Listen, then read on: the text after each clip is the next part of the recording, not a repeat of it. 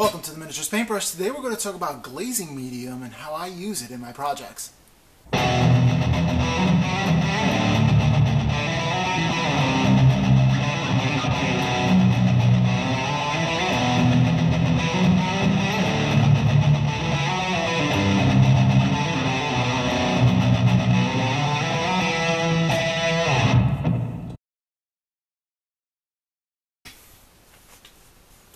Oh yeah, I'm wearing my sunglasses, only to prove a point.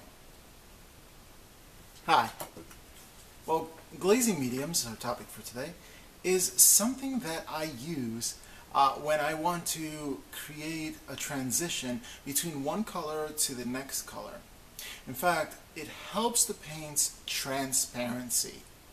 Sort of like the sunglasses I was just wearing, it puts a filter on top of the colors underneath. So it is a transparent medium that tints the area on top, and you can see or can imagine how that would increase the transition between one color into the next color without having any harsh lines or steps in between. Today we're talking about glaze medium. Now, having those transitions are crucial, especially when I'm learning how to do non-metallic metals, where the blends need to be, well, really spot on. First off, most acrylic paints were designed to be thinned with water.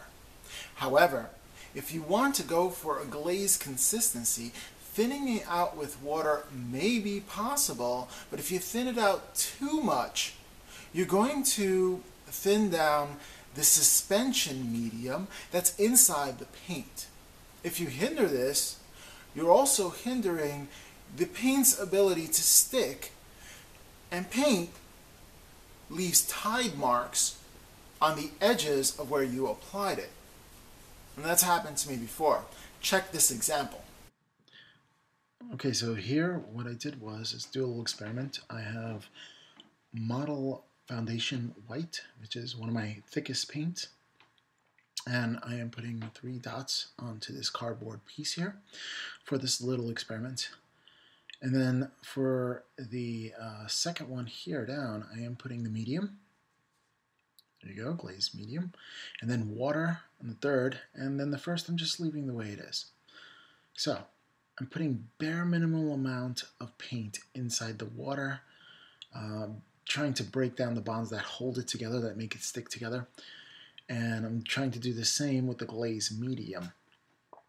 Just a minimal amount of paint to medium or thinner kind of consistency, and just mixing it around and just letting it pool. And then finally, just the regular paint. I'm just putting it down so you can see for a comparison. Next, I'm going to take just a little bit of that diluted water and paint mixture, and I am just going to start putting lines in there and just like thinning it out. And this is equivalent to when you paint on a miniature and you paint really diluted to build up your colors or have a filter through it, creating a filter. And when I say tinting, you're tinting with actual color and with the glaze medium, not just a glaze medium by itself. I know I said tinting, but I just want to make sure that you're tinting with a color. So you can choose a color, put the glaze medium, and create a tint with that, or build up the color slowly, creating transitions as you build up that color. So this one, it's white because white is a difficult color for me to paint. I keep on having streaks and things go wrong and it becomes really chalky. And I just wanted to use it with I guess the worst possible scenario that I can think of. Foundation white, and trying to glaze with that would be pretty tough. And there's the top one, which is the regular one. And I'm going to let it dry. And glaze medium took hours to dry. Hours upon hours. Not so with the water. But finally, when it was dry, you can see here, there's a slight ring around it. This is a small little example, but there is a slight ring around. The paint actually starts going to the sides of it. And it gets more pronounced the more thin you have it. You see this is like a little circle, an outline. And you don't want that on your miniature. Now with the glaze medium, it's colored in the middle. So when you put your brush down, you want the color to be where the middle of your brush. And when you streak it, you want it to be quite even. Look how even that is. It's not darker on one side or the other. So it just came out perfectly. All right. Glaze medium, in its essence, is suspension medium or binding medium. Adding this medium increases the transparency of the paint without losing the characteristics of the paint.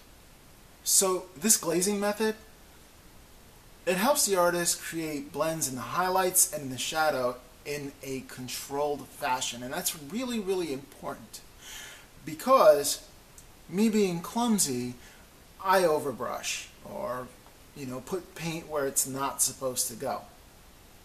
If you're working with transparent paint, however, it's more forgiving. So you learn the brush strokes nice and even, because if you overbrush, it's not going to be disastrous and it's going to be a simple fix. It makes painting, in essence, both longer and easier. So glazing with medium in this way is excellent because it helps you develop your brush control because of its forgiving nature. There are a lot of different brands of glazing medium. Now there's Liquitex, I've seen Golden, and the one I stick to so far is Vallejo. It's this little bottle here. I picked this one up at Hobby Lobby at a 40% discount. They do have a coupon that you can get there. I think I got it for $2, which is a great price for Vallejo. Well, I hope you liked this quick video about glazing mediums, and I hope you use it to good effects on your paint jobs. Well, if you like this video, like, share, subscribe, and I'll catch you next time on the Miniatures Paintbrush.